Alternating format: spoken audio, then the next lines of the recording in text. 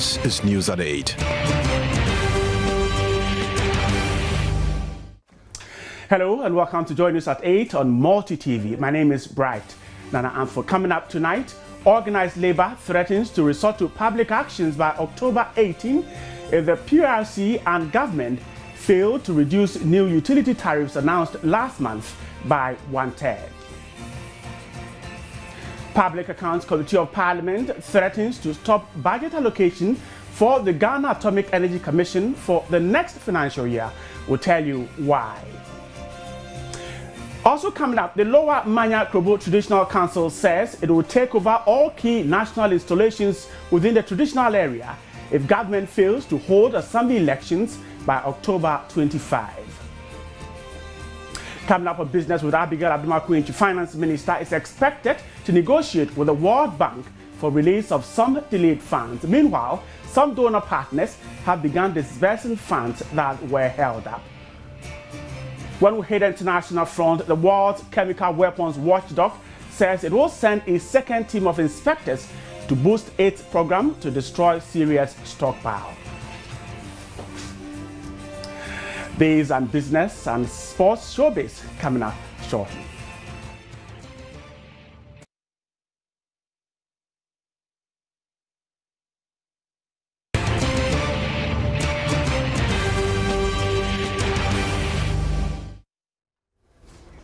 Thanks so much for staying there. In our first story, organized labor says it will resort to demonstrations and strike actions by October 18 if government fails to reduce utility tariffs to 1/3. This follows its failure to convince the Public Utility Regulatory Commission and government to stop hikes in utility tariffs. Organized labor, comprising all the major unions and associations in Ghana, both public and private, has given the Public Utilities Regulatory Commission and government a 10-day ultimatum to slash the tariff increases to 1/3. On September 25, 2013, the PURC and government increased utility tariffs, 78.9% for electricity and 52% for water. According to organized labor, this has resulted in high cost of living currently experienced by workers. But we are really shocked as organized labor and outraged by the levels of the increases. We fail to understand the rationale for such astronomical increases when government was only able to increase salaries by a mere 10%. And in addition, government has failed to outline any concrete measures to pay workers the arrears that flow naturally from the 10% increase in salaries. Organized labor again said government had, in the midst of this, increased workers' salaries by just 10%, and even that, government is unable to pay the arrears. Organized labor wishes to inform the PRC, the utility companies and government that workers and indeed Ghanaians are no longer prepared to accept the usual excuse that the increase are needed to allow for adequate and efficient delivery of the utilities. The Secretary General of the Trade Union Congress, Kofi Asamoah, said organized labor will resort to public action if the 10-day ultimatum is not adhered to. If what we are asking for, we have indicated that the payment should be staggered. If they meet that thing for us, definitely we will not act in that level. But sincerely, we said after 10 days, working days, we will begin some level of protestations. What exactly we want to do is on our chest. Organized labor again assured government it is not against tariff increments, but asked that the level of increases be made moderate so as to cushion workers against the effects of the hike. Meanwhile, the public has been reacting to the call by organized labor to get government and the PURC to reduce the recently announced new tariffs by 1/3. Shooting up while salaries are still stagnant, things are very bad. I mean, it's not good at all. What we're saying is not good at all. I mean, we are really suffering. We are really suffering. Because if the salaries are still not going and they keep on increasing the thing, what do they expect us to do? I mean, it's really bad. They have to do something about it. I don't think it's a good thing that they should be still increasing the utility bills. they should do something about that. So I totally agree with the TUC, what they are saying. They shouldn't agree with them at all. The ECG and the VRA should know the Ghanaians are really suffering. You know, a student like me at a Ghana Institute of Journalism, when I stay in a house with my parents and stuff, we are not able to pay our utility bills and all that stuff. Even what we are going to eat, my school fees, everything has not come. And an increment has come and you are telling us that it's not enough. So where do you want us to get the money from? You know, you go to town when you are not getting job to do, you go and they say 5 years experience, 10 years experience. All this accounts for our parents not getting money to feed us. So if they say that the money is not enough, then I don't know where they're asking us to go and get the money from. So I think we should plead with them, and we are pleading with them that they should decrease the money so that we even get our parents get money to pay the utility bills and also pay our school fees and other stuff in the house. They are trying to impose some kind of unnecessary bills on their citizens, because when you go to other smaller villages, you see that they are not able to purchase maybe brand new goods, but they purchase the second-hand goods. But so as they purchase these second-hand goods, it is those goods rather that consume the greater current.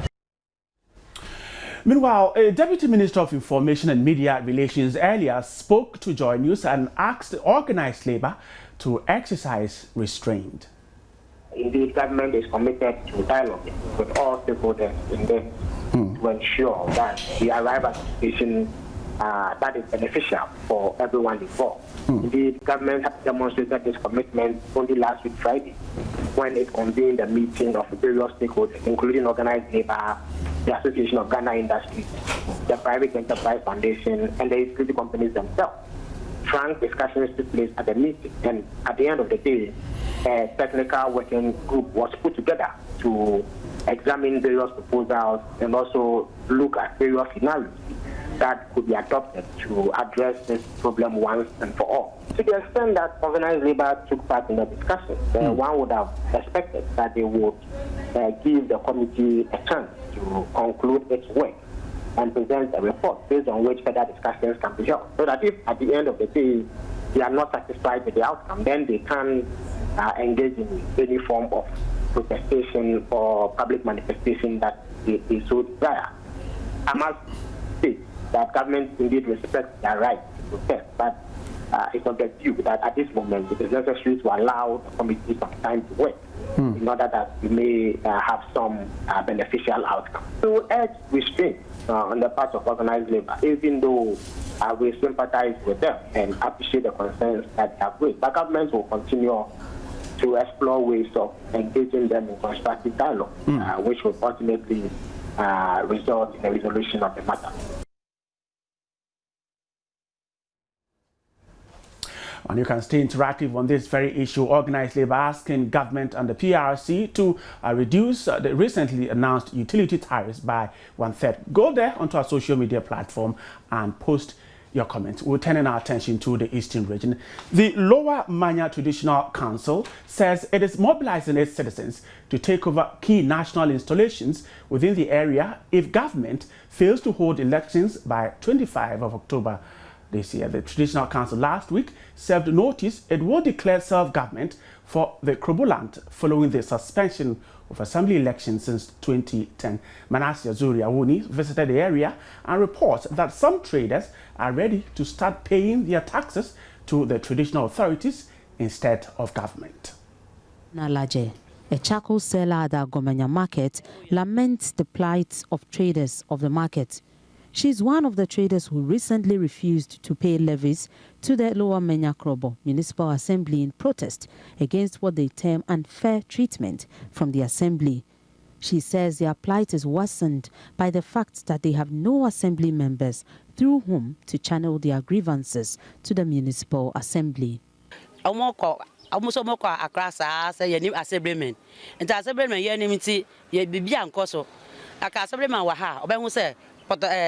Ahanu enye obekwa asebra akaka na waba ya amaye ye ni asebremen enti ye tuo no moginu kra ye ni bebi amudi etuo no ye enti na ye penifo no ahimfo no omoka sa ade no enti so oba ya asebreman ma ye na ye asebra ye ni se ba o me se bibi bekoso pepepe.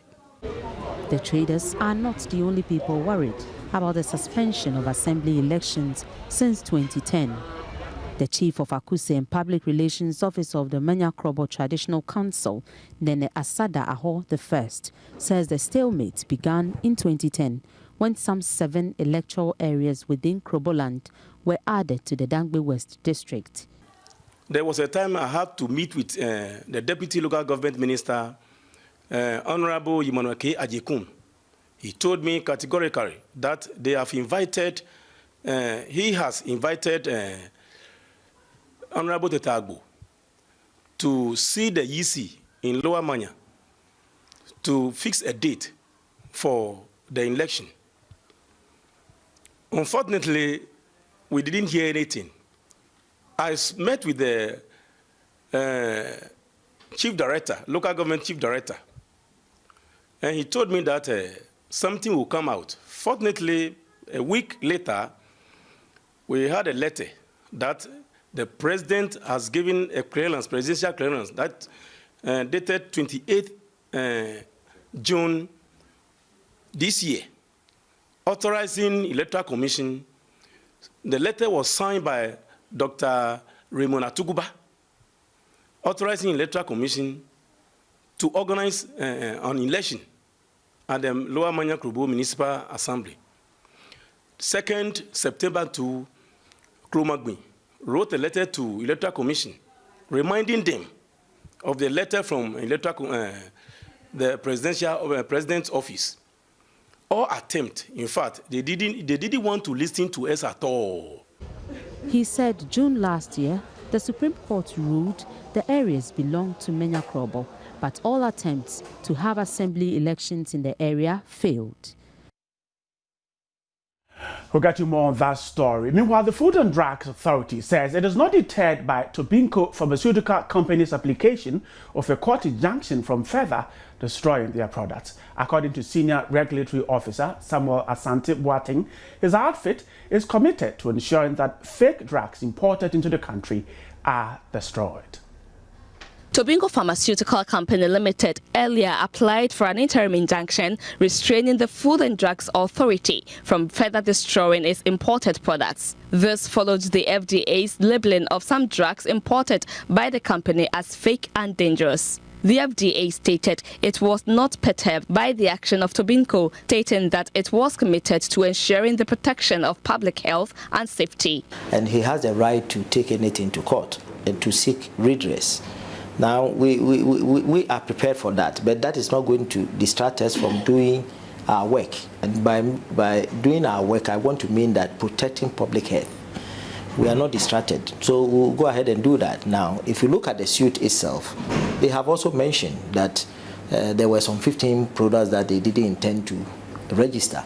So if you don't intend to register a product but want to manufacture it locally, why do you then bring it in? It means that you want to use Ghanaians as, so to speak, guinea pigs to do some trials. He added Bliss GVS submitted forged documents regarding the products, hence makes it dangerous to be on the market. We have banned the company from doing business in Ghana based on the fact that, one, some of the documentation that were required and clinical trials that were required to be conducted were not done in one product, and some of the other ones were forged documents.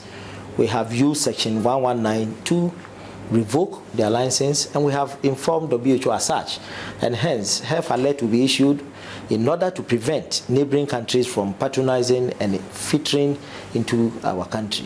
He further explained why the FDA also banned the Hitman condom from the market. These condoms were imported by Tobinco.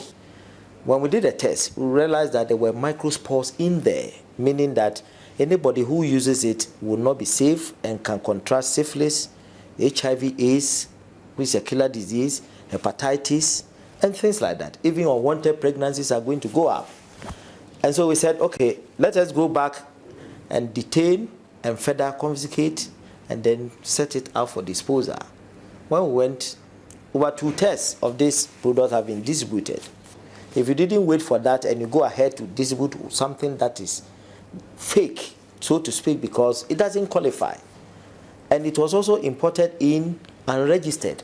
In an interaction with Tobinco Pharmaceuticals lawyer Fred Asamoah, he stated the court action was to prevent the FDA from consistent destruction of their drugs, and further added that the case would be withdrawn from court for the two parties to have an amicable settlement. When the case was called today, the judge did not turn up, hence the case have been adjourned.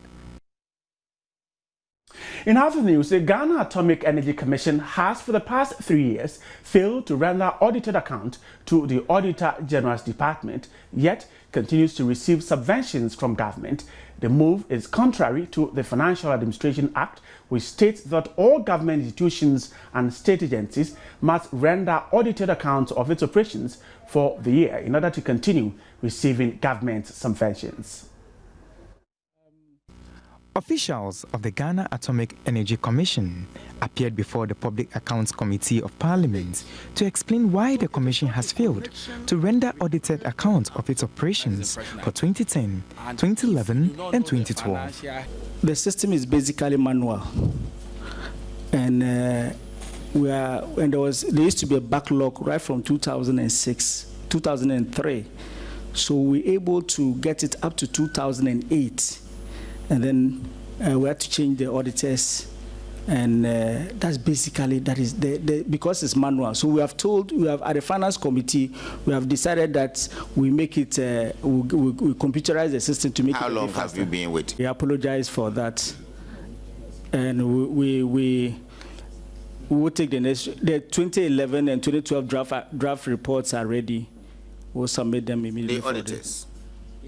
Their explanation did not sit well with members of the Public Accounts Committee, who accused the Director of Finance and Director General of the Commission of negligence. The PAC gave the Commission 2 weeks to furnish members with all audited accounts of the Commission for the past 3 years in question. Failure to do so, officials say they will petition Parliament not to approve any budget allocated to the Commission in the next financial year. The next group to appear before the Commission was the Council for Scientific and Industrial Research. The accounts of the Council was in the red, which officials took time to explain. We don't get money for research. That is the bottom line.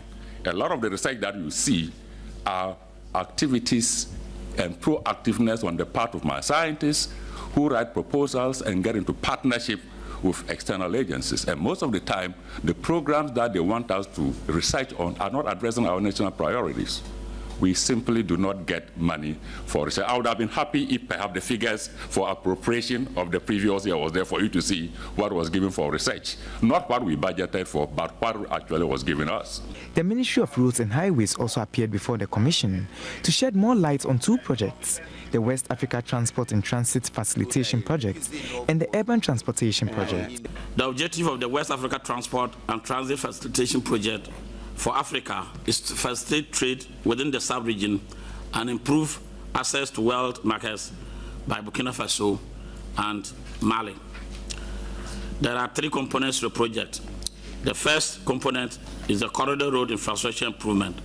It is expected to improve the road corridor to carry inter- and intra-country traffic by rehabilitating and strengthening key road sections, constructing rest stop areas, implementing social and environmental mitigation measures for the civil works, and designing and implementing a corridor-specific fiscal road safety action plan.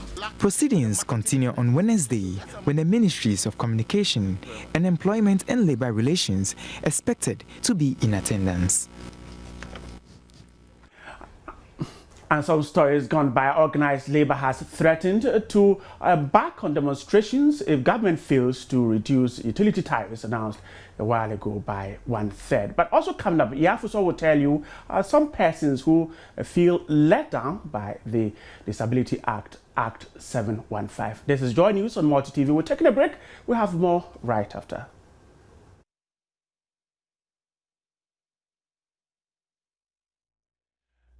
Thanks so much for staying there. Some members of Parliament have called on the leadership of Parliament to put in place policies and mechanisms to ensure that they are protected against harm and other unscrupulous persons. The call comes in the wake of the armed robbery attack on the Member of Parliament for Akan, James Kwejo-Ofori, who was stabbed in the head and other parts of his body at his residence by armed robbers last Friday.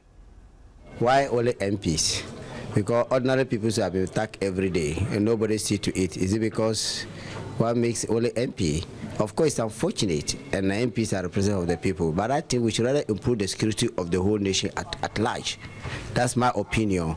We should look at those one at large. Because if the security of the nation is improved upon, then any citizen will be free to work in the nation. The MPs must also improve their personal security, because I believe that the way you behave, the way you act and go on, also enhance your personal security. When you come to Parliament, I mean, anybody at all walks in here, and Parliament can easily become a target for even,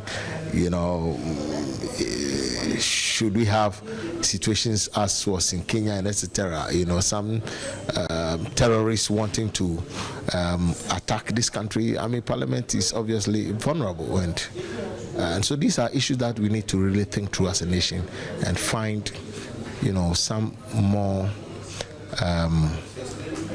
effective way of protecting Parliament as an arm of government, and also the individual MPs.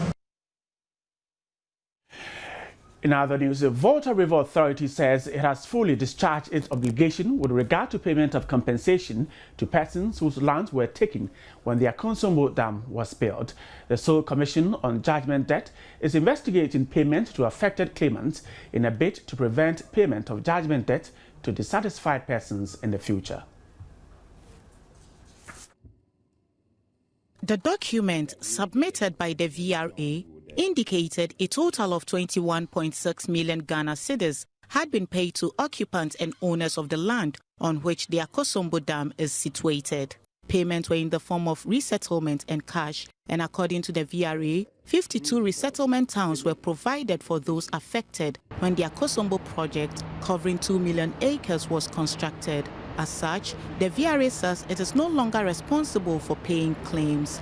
My Lord, we also want to give this evidence showing how much we had paid by way of discharging our obligation. Also, a memo from the cabinet virtually confirming that in 1971 that VRA no longer need to pay compensation, and all other issues relating to the Akosombo project would have to be budgeted for by the various agencies concerned. The Commission received documents from VRA regarding claims for compensation, which it says is necessary for its investigations. We wanted to know whether persons who were entitled to compensation payments had been fully paid, so that judgment debt will not be developed in some years to come. So it's just a precautionary measure. That is it, yeah, that is it. Though claimants still seek compensation from the VRA, the authority says compensation payments have been delegated to Lands Commission. The implementation of the Disability Act, Act 715, still hangs in the balance, as almost 90% of public institutions and buildings do not have disability-friendly passageways. Though there have been efforts to promote the rights of persons with disabilities, many still face great challenges accessing public facilities. Yafuswa Jemfi reports that a new public campaign is in the offing to give some respite to disabled persons, but questions about its sustainability are begging for answers. A routine inspection of some educational facilities in the country reveals that disabled persons are marginalized in one way or the other in accessing education. Most schools do not have desks specifically designed for wheelchair users, and access to washrooms in schools are totally not disability friendly. This situation has made it somewhat impossible for disabled students to be fully accepted in regular schools. Kelvin Asare is one such person whose school's environment has not been friendly at all. The 11-year-old boy, who hopes to become a doctor in future, notes he sometimes wants to quit school due to the challenges he faces. When you want to wee-wee, how are you able to go to the washroom? I am in Cotaret no. I am a mobile person. I am I can't go to the classroom. You can't go to the classroom? Yes. What happens? How is the classroom like? How is the compound like? Baby, I'm from try born one time. Me for Panama from Tom Mama. Although Kevin's mother says she tries to prepare him well for school due to the current situation, she would have preferred a friendlier environment for her child. One of her concern to me, I could di awesa, obedina sana, wabefi. Sans aqua mono nimu drew. Some minutes problem to teach any biswa. Me face a beha as a mancata sana, Missy Breno. Meant to me for how been so concoto would be so. Me per se a school almost says a school more, level school more. Normal to me, yeah, one so one yare for see, normal to me, yeah, on toilet. Son of your bed to me the witch and Ancasacra, the area inside. Now I Kelvin is not alone. Emmanuel also faces the same challenge, but for him, his brothers have been very supportive. He wants structures in his school to be made disability friendly. Toilet, dine.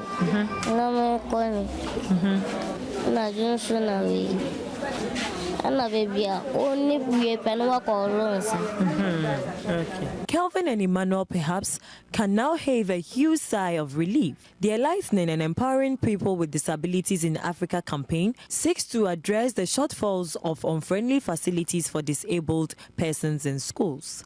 The campaign intends to throw more light on the need to make provisions for disabled persons in schools and, in effect, help make effective the Disability Act. And make sure that the building plan is in accordance with the law.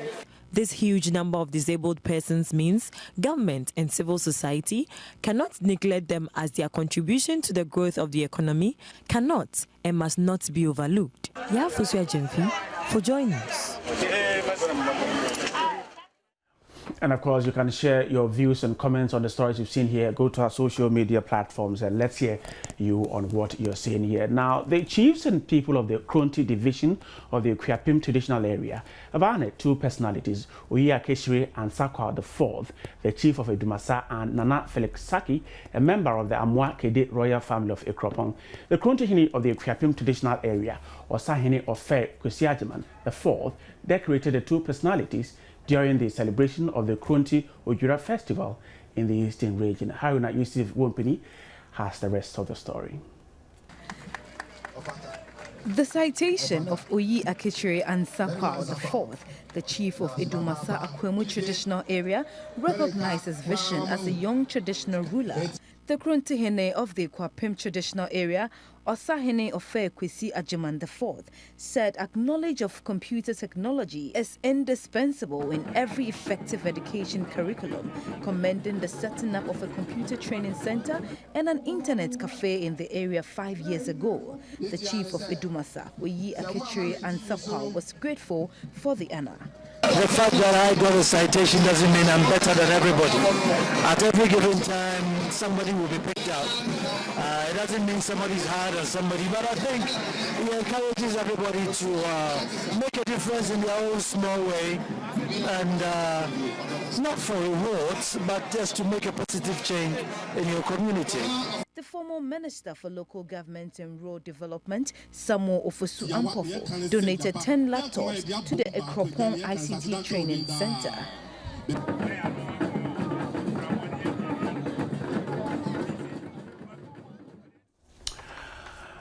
And the finance minister is expected to negotiate with the World Bank for the release of some delayed funding. And we're told that some donors have already started disbursing some of these funds that were delayed. Abigail Adumeku will join us very soon for business. Stay with us. We're coming back in a moment.